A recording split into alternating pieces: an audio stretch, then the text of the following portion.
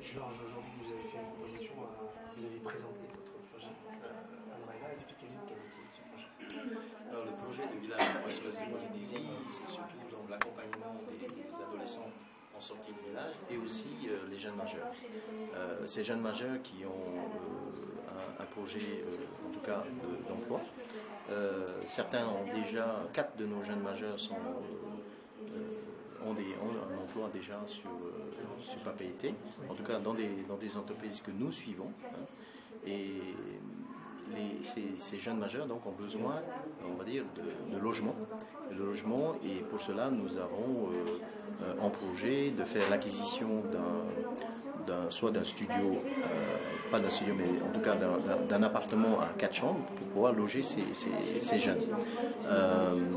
Il est nécessaire pour eux d'avoir, disons, une indépendance, et donc les accompagner sous forme d'un petit pécule pour le loyer et également les frais de bouche.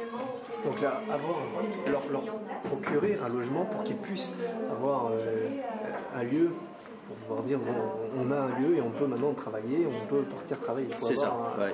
Je pense que loger quelque part. Comme tout majeur, ça a besoin d'indépendance déjà, et donc ils vont en fait en nous préparant à leur envol dans la vie active, et ça c'est très important. Comme ferait toute famille, voilà, comme ferait toute famille normale qui accompagne leurs propres enfants dans la vie active, et ça c'est très important. Voilà. Et donc cette rencontre nous a permis de voir avec la fondation de Maléba Georges et Maléba Georges elle-même éventuellement d'avoir un financement pour cette acquisition.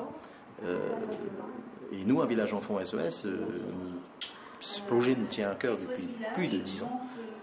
Et nous avions déjà à l'époque alerté les autorités, en tout cas les affaires sociales, pour la problématique des adolescents à venir.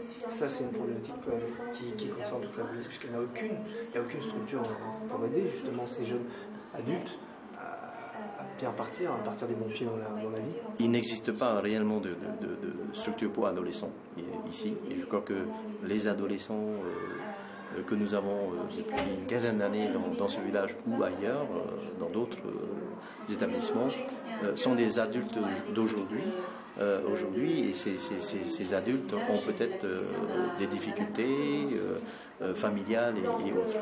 Ce que nous voulons éviter aujourd'hui, c'est que ces nouveaux adolescents qui sont au village aujourd'hui puissent avoir, disons, toutes les chances de pouvoir réussir dans la vie.